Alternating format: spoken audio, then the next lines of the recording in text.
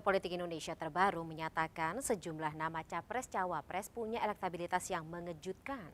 Pada survei capres, Ganjar Pranowo berada di posisi teratas, sedangkan pada Ganjar, survei ini cawapres, simulasi nama 9 Erick nama, tadi Thohir 18 nama melesat. kita kerucutkan lagi nama-nama yang potensial Ya, menang. Direktur Eksekutif Nah, Indikator ini Politik 7 Indonesia nama. Burhanuddin Muhtadi Nah, ini mengatakan Erick nama Thohir Ridwan adalah Kamil salah yang satu kita nama take tokoh out, yang Sandi, mendapatkan banyak AHY, Erik, kepercayaan dan dari Hovifah. masyarakat, terutama Ya. terkait kontestasi menjadi cawapres.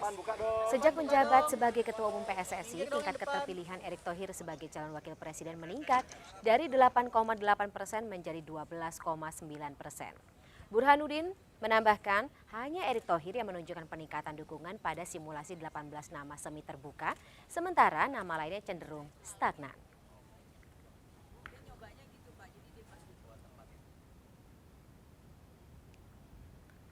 Selain bakal calon presiden, bakal calon wakil presiden juga menjadi hal yang menarik untuk dicermati. Di posisi 5 besar, ada nama Erick Thohir sebagai calon wakil presiden yang elektabilitasnya terus meningkat dan menurut survei Indikator Politik Indonesia. Faktor-faktor apa sajakah yang membuat elektabilitas Menteri BUMN sekaligus Ketua PSSI Erick Thohir ini terus melesat? Kami akan bahas lebih dalam sore hari ini dengan Direktur Eksekutif Indikator Politik Indonesia, Burhanuddin Muhtadi. Selamat sore, apa kabar Mas Burhan? Sore, baik. Baik, Mas Burhan, sebelum saya masuk kepada nama-nama yang menarik gitu dalam bursa bakal calon wakil presiden, menurut Anda atau dari hasil survei Anda, Indikator Politik Indonesia, faktor-faktor apa saja yang membuat magnet sosok bakal calon wakil presiden ini menarik perhatian masyarakat?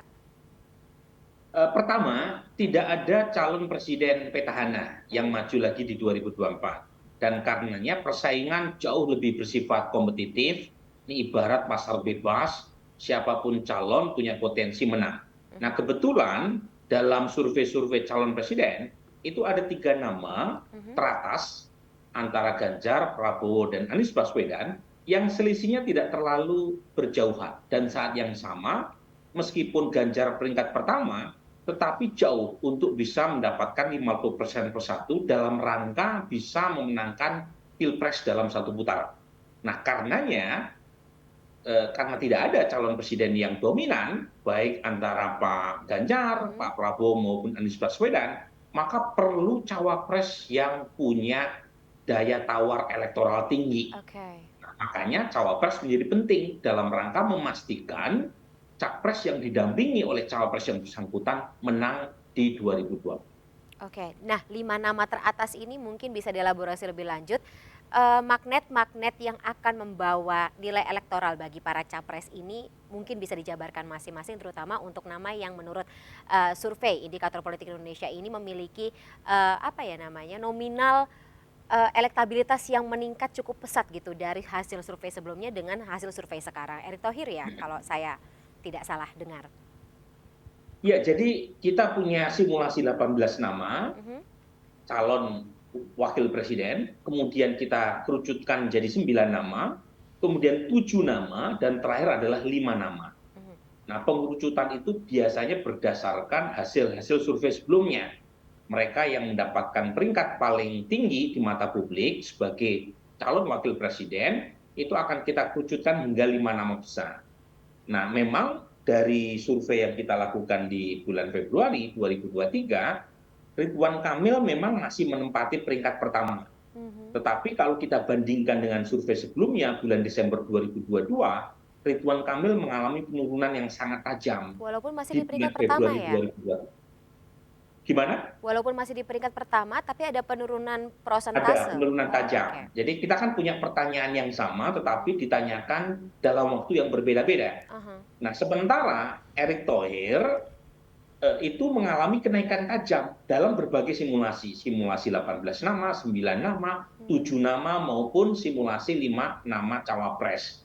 Jadi yang menarik, 3 nama cawapres yang lain, yaitu Sandiaga, kemudian AHY, dan Hovifah cenderung stagnan, tetapi Ridwan Kamil turun tajam, saat yang sama Erick Thohir naik tajam. Jadi kita bisa simpulkan ketika Ridwan Kamil mengalami penurunan tajam, itu yang mengambil insentif elektoral adalah Erick Thohir.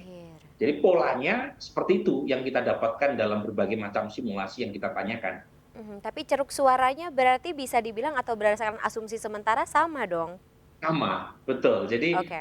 jadi ada irisan pangsa pasar elektoral antara yang diperebutkan Ridwan Kamil dan Erick Thohir. Tohir, oke. Karena ketika Erick Thohir meningkat tajam, saat yang sama diikuti oleh penurunan tajam Ridwan Kamil.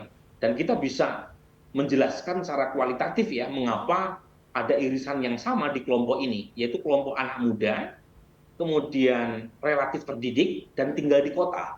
Nah, Hmm, kebetulan profil pemilih semacam ini kan umumnya sangat melek medsos ya. mm-mm. Dan kalau kita lihat medsos beberapa bulan terakhir, tone-nya itu negatif sekali kepada Oh, Ridwan Kamil ya. Mulai ya. dari isu misalnya janji-janji terkait dengan Jabar Juara yang belum direalisasikan, Aha. kemudian soal pembangunan Masjid. Masjid Al-Jabar Aha. yang dianggap mengambil jatah APBD terlalu besar, termasuk isu Guru terkait honorer. dengan ini guru honorer yang Ah, oke.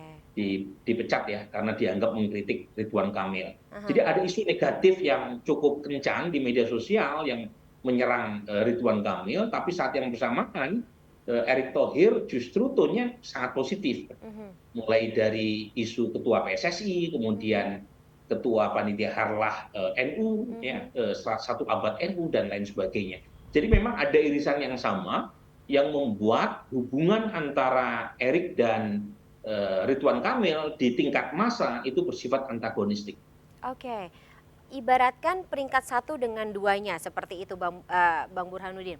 Sampai dengan saat ini beda angka mereka seberapa besar?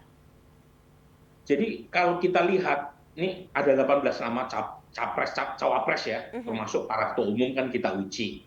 Tetapi ketika kita kerucutkan itu ya 5 nama teratas. mhm, Yang pertama adalah Ridwan Kamil, itu mhm, peringkat pertama. Tapi trennya turun. mhm. Nah, kemudian peringkat kedua, ketiga, keempat itu margin of error sekitar 17-18%, yaitu Oke. dipegang antara Erik, Sandi, dan AHY. Itu Aha. selisihnya dalam rentang kesalahan yang jadi toleransi secara akademik ya. Oke. Karenanya kita tidak tahu siapa yang menempati peringkat 2, 3, atau 4. Tapi Oke. yang menarik adalah trennya. Tren Sandi dan tren AHY cenderung Stagnan. stagnan, Erik naik. Nah, yang peringkat kelima itu Hovifah. Nah, itu agak jauh selisihnya Mhm. dibanding elektabilitas Erik, Sandi maupun AHY. Nah, yang menarik antara Ridwan Kamil dengan Erik, Sandi, dan AHY itu Mhm. selisihnya juga tinggal 4%. Jadi artinya selisih pertama sampai selisih nomor 4 itu dalam margin of error ya, Oke. ketat ya, dalam pengertian Kejar-kejaran ya. bukan hanya capres yang kompetitif, peta Cawapresnya cawapres juga. juga sangat kompetitif. Aha. Tapi kalau lagi-lagi bicara dari hasil survei Bang Burhanuddin, kita bisa memetakan siapa tadi pangsa elektoral Ridwan Kamil dan juga Erick Thohir. Kalau tadi Bang Burhanuddin mengatakan ini bisa dikatakan bersaing seperti itu. Bagaimana dengan Sandiaga Uno dan juga AHY begitu? Kalau kita bicara mengenai rekam jejak atau background masing-masing, ada yang benar-benar politisi, ada yang politisi juga pengusaha, ada yang politisi slash militer atau mantan background militer begitu, dan juga mungkin kalau kita bicara Bu Kofifa politisi slash keagamaan atau pemuka agama. Ya, masing-masing kan punya background yang beragam ya. Pemimpin daerah Tetapi juga ya.